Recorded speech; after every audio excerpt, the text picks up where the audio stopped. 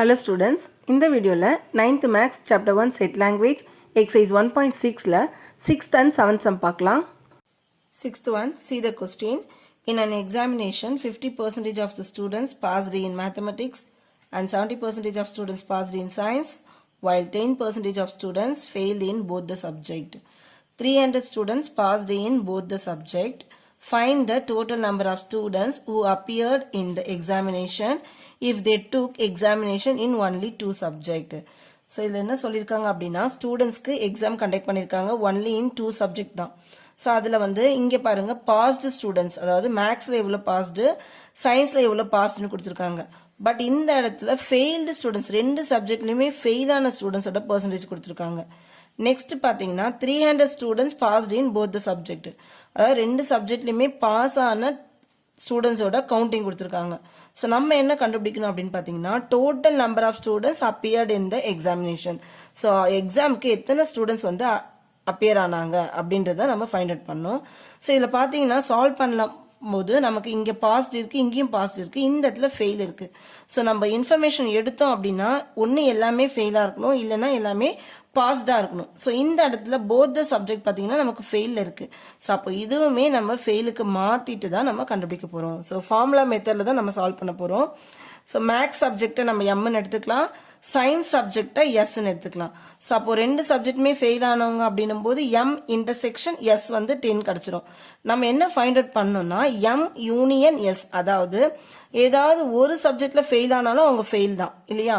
So அப்போ M union எஸ்ன்னும் போது at least 1 subject fail அப்படின்ற மீனிங் தான் வரும்.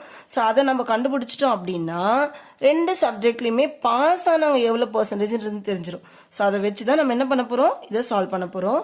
First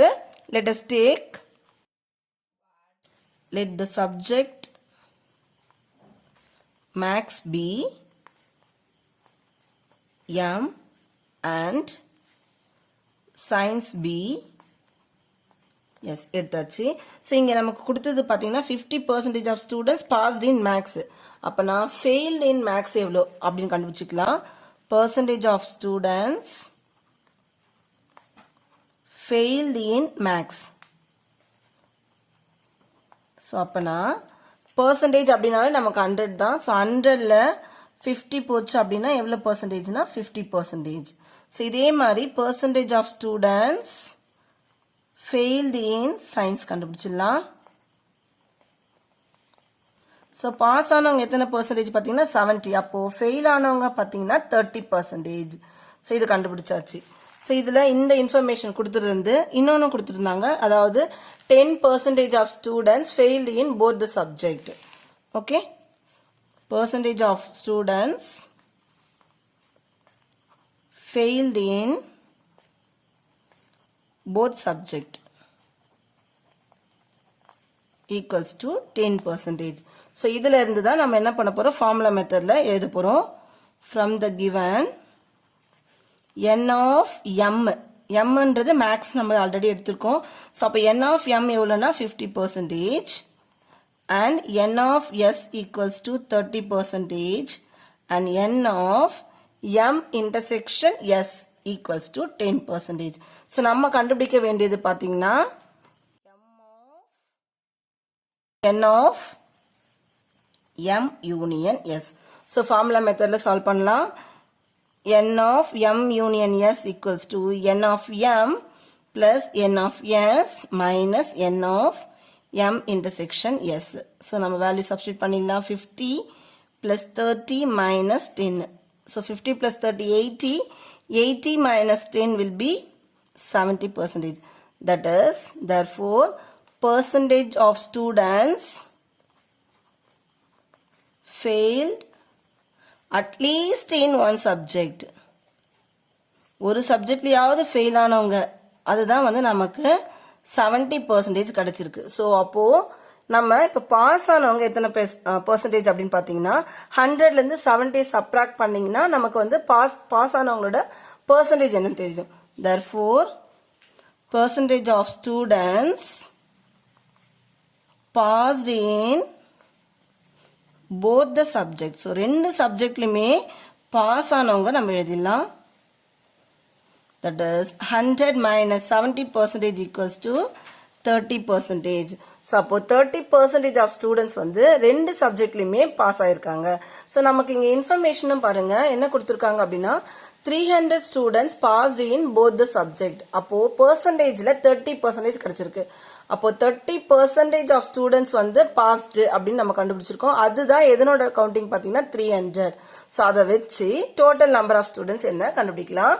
so that is 30% of total students. So அதுதான் என்ன கொடுத்துருக்காங்க 300. தட் இஸ் பர்சன்டேஜ் வந்து பாஸ் ஆனவங்க நம்ம 30% தான் கண்டுபிடிச்சிருக்கோம். அப்போ அந்த பாஸ் ஆனவங்களோட கவுண்டிங் தான் இங்கே நமக்கு 300ன்னு கொடுத்துருந்தாங்க.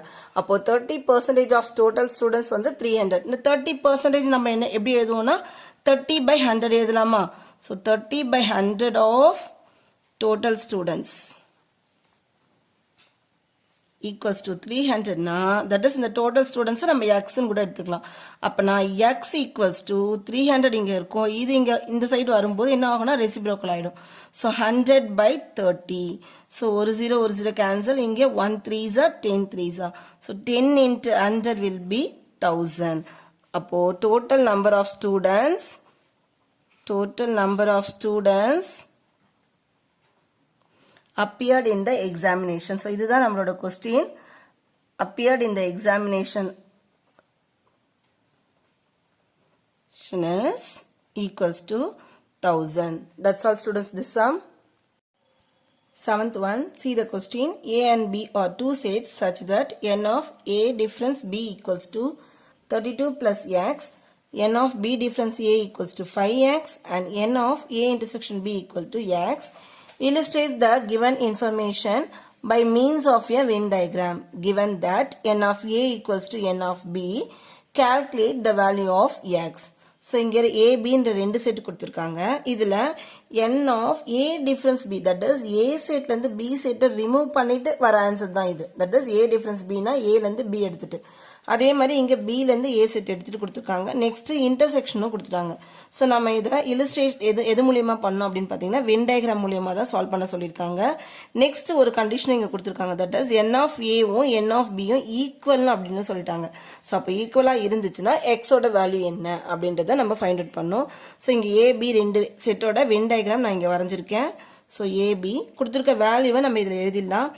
n of A difference B னா A செட்ல இருந்து B எடுத்துட்டு அப்படின்னும் போது இந்த பார்ட் தான் வரும். ஸோ இது வராது, இந்த பார்ட் மட்டும் தான் வரும். அது எவ்வளோ கொடுத்துருக்காங்கன்னா 32 plus x.